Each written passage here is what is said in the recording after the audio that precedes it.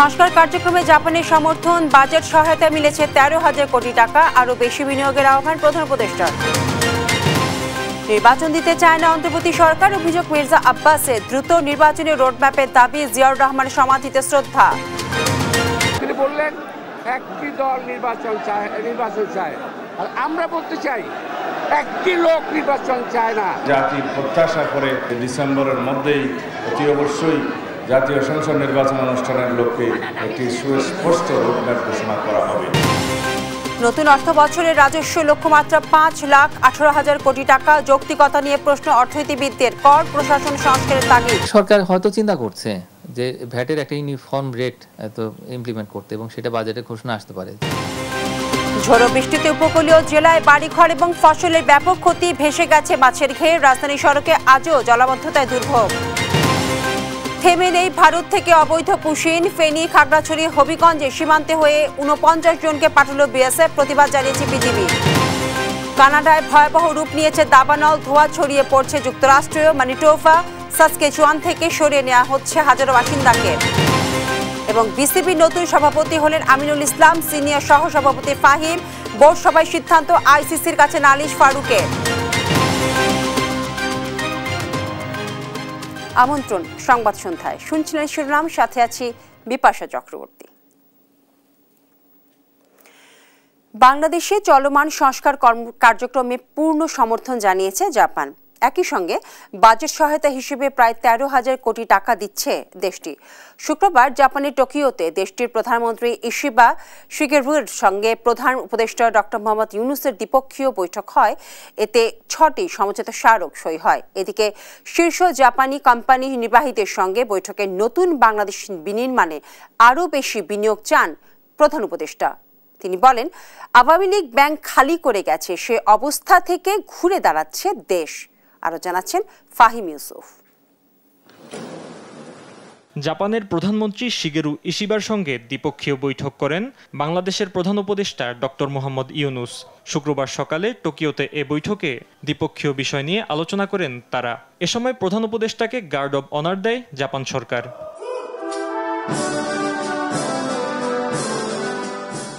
বৈঠকে 6টি সমঝোতা স্মারক সই হয়। চুক্তির আওতায় টোকিও ঢাকাকে বাজেট সহায়তা, রেলপথের উন্নয়ন এবং অনুদান হিসেবে মোট $1.063 বিলিয়ন সহায়তা দেবে। এছাড়া বাংলাদেশের অর্থনৈতিক সংস্কার এবং জলবায়ু স্থিতিস্থাপকতার জন্য $418 মিলিয়ন উন্নয়ন নীতি ঋণ দেবে দেশটি। এ সময় বাস্তুচ্যুত রোহিঙ্গাদের আশ্রয় দেয়ায় বাংলাদেশের প্রশংসা করেন জাপানের প্রধানমন্ত্রী। বাংলাদেশে চলমান রাষ্ট্রীয় সংস্কার ও ইউনুস সরকারের প্রতি পূর্ণ সমর্থন জানান জাপানের প্রধানমন্ত্রী। এ সময় ইশিবাকে বাংলাদেশ সফরের আমন্ত্রণও জানান প্রধান উপদেষ্টা।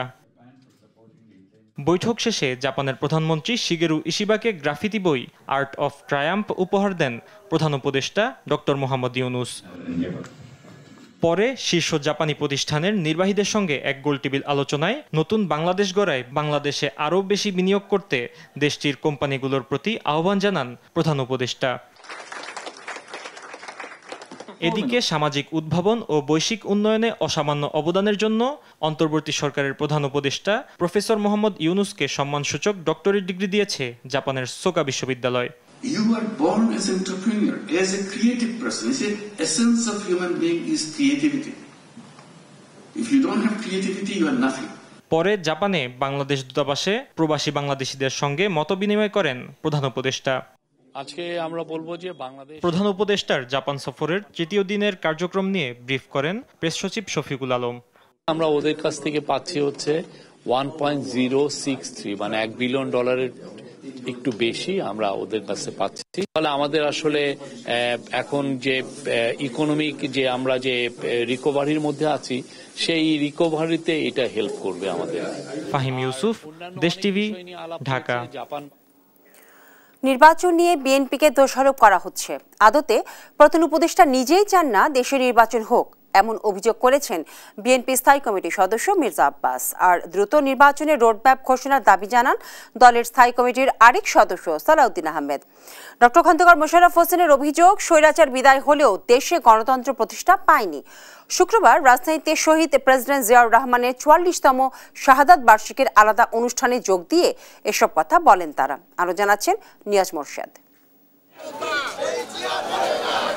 বিএনপির প্রতিষ্ঠাতা শহীদ প্রেসিডেন্ট জিয়াউর রহমানের শাহাদাত বার্ষিকীতে শুক্রবার নানা কর্মসূচি করে দলটি।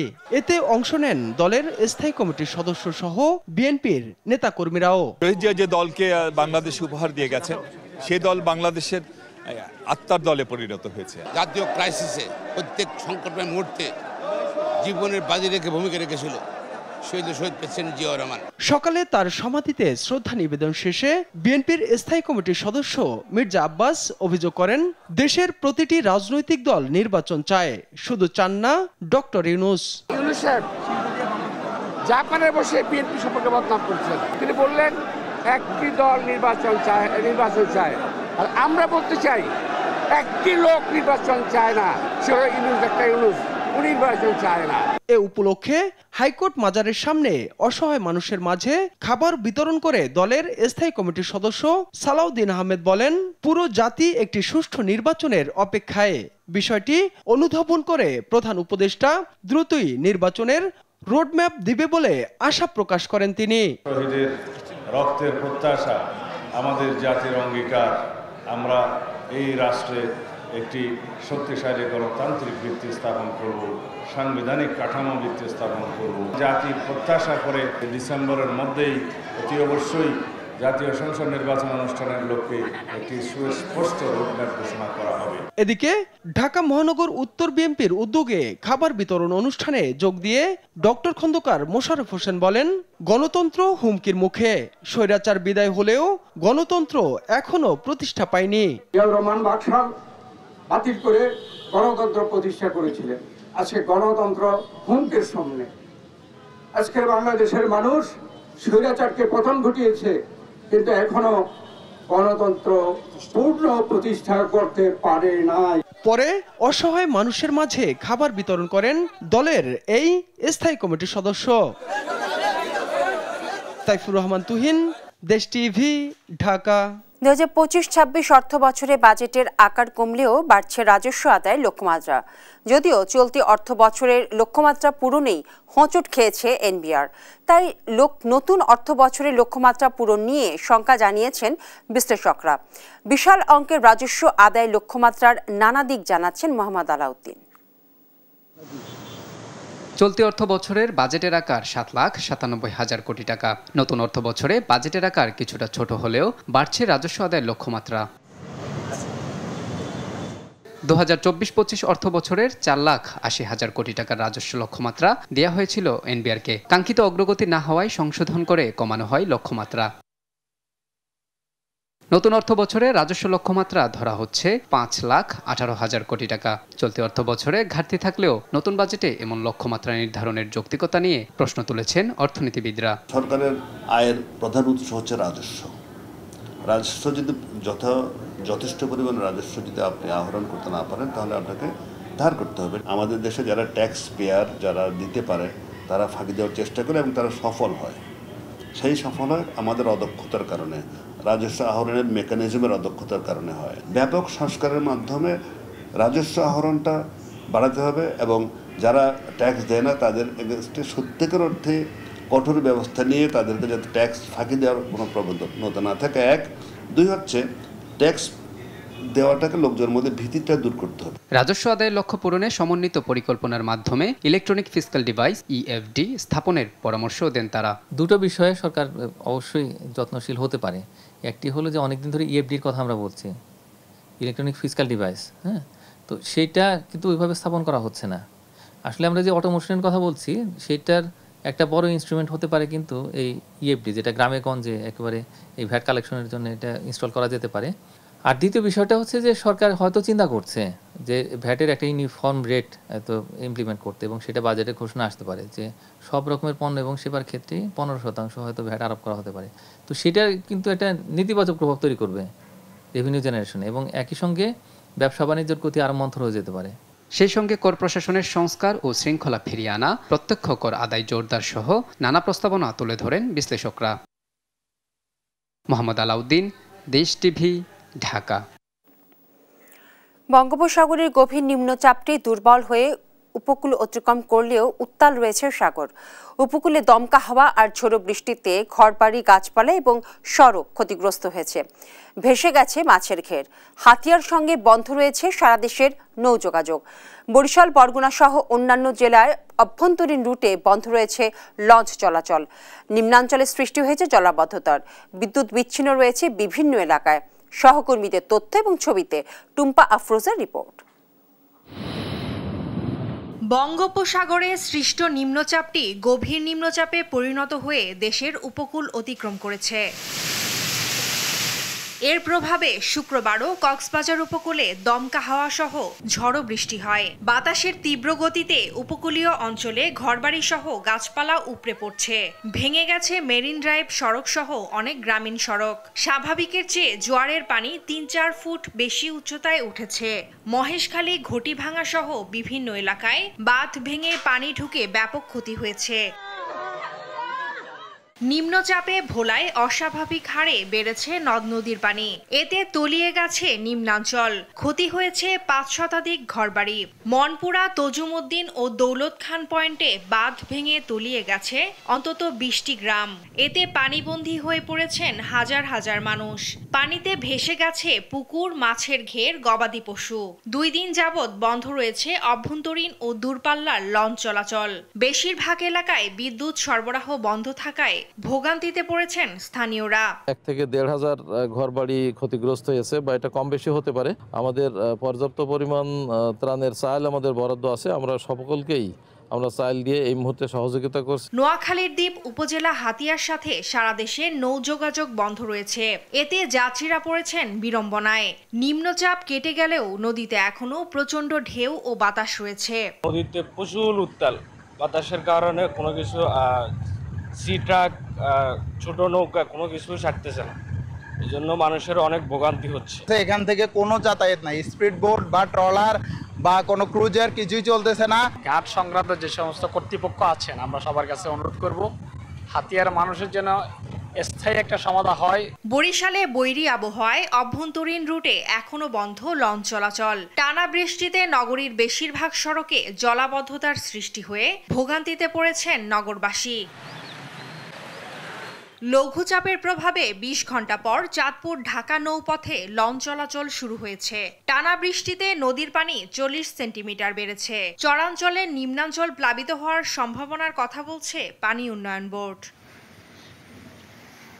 সাতক্ষীরার আশাশুনিতে টানা বৃষ্টিতে মাছের ঘের প্লাবিত হলেও রিংবাঁধ দ্রুত বেঁধে ফেলায় ক্ষতির পরিমাণ কমেছে। তবে অতিবৃষ্টিতে শ্যামনগরে কিছু ঘের পানিতে একাকার। প্লাবিত হয়েছে সুন্দরবনের কিছু অংশ। এদিকে বরগুনায় সকালে বৃষ্টি থেমে গেলেও আকাশ মেঘাচ্ছন্ন রয়েছে। বিদ্যুৎ বিচ্ছিন্ন রয়েছে বিভিন্ন এলাকা। দীর্ঘ সময় পর অভ্যন্তরীণ রুটে নৌ ও ফেরি চলাচল শুরু হলেও ঢাকা থেকে ছেড়ে আসেনি বরগুনাগামী কোনো launch. Tumpa Afroz, news desk, দেশ টিভি। ভোলা এবং পটুয়াখালী উপকূলীয় এলাকায় ক্ষয়ক্ষতির বিষয়ে জানাতে সরাসরি যোগ দিচ্ছেন আমাদের সহকর্মী ছোটন সাহা এবং সাইদ ইব্রাহিম। শুরুতেই আমরা চলে যাচ্ছি ভোলায়। ছোটন, নিম্নচাপের প্রভাবে ভোলায় উপকূলীয় এলাকায় কি পরিমাণ ক্ষয়ক্ষতি হয়েছে সেই তথ্য কি আপনি পেয়েছেন?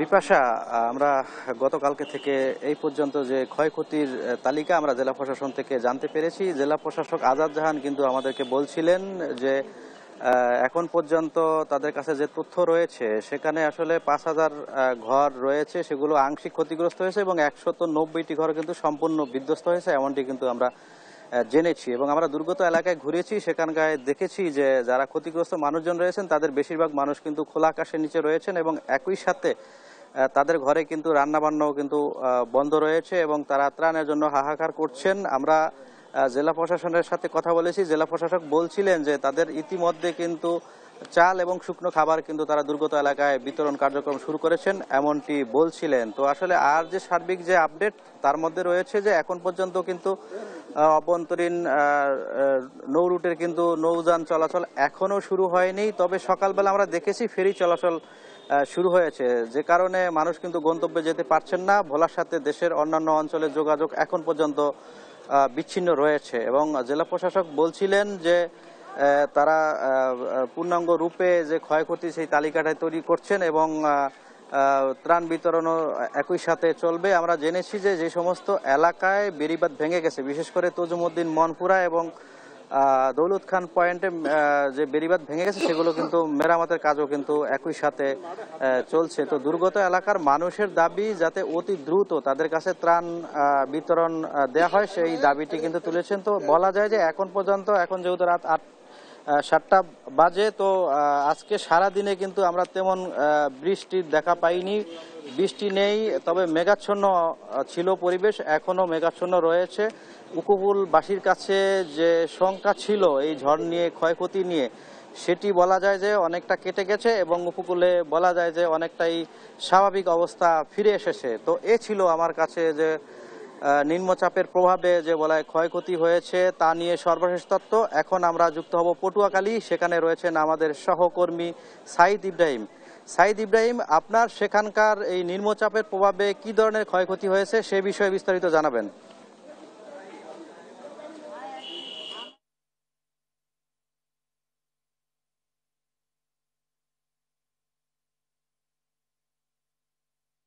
হ্যালো ভাই, ধন্যবাদ। যেমনটি বলেছিলেন ছোটন আপনি, আসলে এই 2-3 দিনের জলোচ্ছ্বাসে আসলে পটুয়াখালীর যে উপজেলার অনেকগুলো নিম্নাঞ্চল ক্ষতি হয়েছে, তার ভিতরে রাঙ্গাবালী, গঞ্জ, আপনার বাউফল, কলাপাড়া এবং কুয়াকাটার এখানে যে জলোচ্ছ্বাসে অনেকগুলো ভেরিবাঁধ ভেঙে গিয়ে আপনার অন্তত 15 থেকে 20টি আপনার গ্রাম প্লাবিত হয়েছে। বিশেষ করে যারা মাছের ঘের এবং পুকুর অনেকগুলো ডুবে গিয়েছে, ডুবে গিয়ে অনেকের ক্ষতি হয়েছে, অনেক মাছ বেরিয়ে গেছে। এছাড়া অনেকের বাসা বাড়িতে পানি ঢুকে গেছে, যেগুলো এখন পর্যন্ত পানি বাহিরে বের হয়নি এবং তারা ঘরেও ফিরে যেতে পারেনি। এছাড়া আপনার কুয়াকাটাতে মেরিন ড্রাইভ করা হয়েছিল, যেটা উদ্বোধনের আগেই কিন্তু আপনার ভেঙে গিয়েছে এই জলোচ্ছ্বাসের কারণে। এছাড়া আজকে সকালে আমি যখন লঞ্চঘাট এলাকায় এসেছি তখন শুনেছি যে নদী বন্দরে যে 2 নম্বর সতর্ক সংকেত ছিল, সেই সতর্ক সংকেত উঠানোর কারণে আজ বিকেলে কিন্তু ঢাকাগামী যে লঞ্চ, সেই লঞ্চটি ছেড়ে গিয়েছে। এছাড়াও কিন্তু আপনার যে খেওয়া পারাপারের যে নৌকা, ছোট যে নৌযানগুলো ছিল, সেই নৌযানগুলো চলাচল শুরু করেছে এবং স্বাভাবিক হতে শুরু করেছে। এবং এছাড়া আমি কথা বলেছি রাঙ্গাবালী উপজেলা অনেকের সাথে, তারা এখন পর্যন্ত আপনার পানিবন্দী অবস্থায় আছেন, তাদের আসলে খাবারের সেরকম ব্যবস্থা কেউ করেনি। এছাড়া আমি কথা বলেছি ত্রাণ ও দুর্যোগ অফিসে, এখানে তারা বলেছে যে শুকনো খাবারের জন্য 3 লক্ষ টাকা এবং ঢেউটিনের বরাবর এবং 9 লাখ টাকা তারা বরাদ্দ দিয়েছে। এবং এছাড়াও কিন্তু বিভিন্ন জায়গায় আপনার যে ভাঙন যে অবস্থাগুলো আছে, সেই অবস্থাগুলো তারা কিন্তু দেখেছেন এবং সেখানকার আসলে যে খাবার পৌঁছে দেওয়ার ব্যবস্থা তারা করেছেন।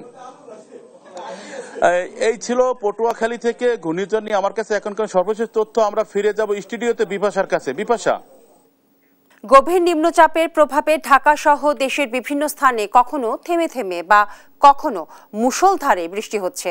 টানা বৃষ্টির কারণে রাজধানীর গুরুত্বপূর্ণ সড়কগুলোতে তৈরি হয়েছে জলাবদ্ধতার। আবহাওয়া অফিস জানায় বৃষ্টি থাকবে আরও 2 দিন। সাগরে বায়ুতাড়িত বাতাস রয়েছে, যে কারণে প্রতিটি বন্দরে 3 নং সংকেত দেখে যেতে বলা হয়েছে।